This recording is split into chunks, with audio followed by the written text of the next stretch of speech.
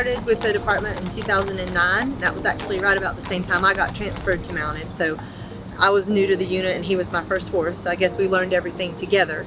So he's been, very reliable for that many years. He's had several different people ride him, but I rode him for about 5 years and we had a really good relationship and he was a good partner.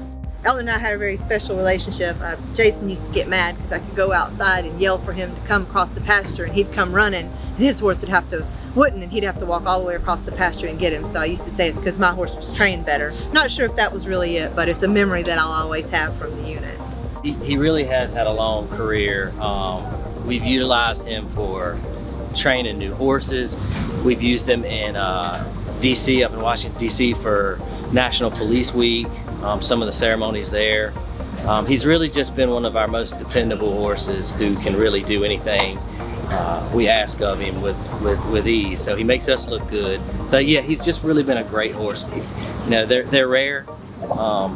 And so that's one reason why we've had him around so long. It's just because he's been such an asset for the unit. One of the most memorable things that happened when we were together was Elton's been hit by a car twice. So 2 different occasions he got hit by a car. One time when I was riding him, his nose got hit when we were standing perpendicular to the road, and then a few years later he got hit a second time. So he's kind of, I want to say, famous for that. Both times luckily he was okay. He didn't even actually much move when he got hit the time that I was on him, which goes back to what Officer Watts said about him being dependable. He's kind of ready for everything and just took it in stride. So we'll miss having him around and have that part of him that the new horses will have to learn and try to follow in his footsteps.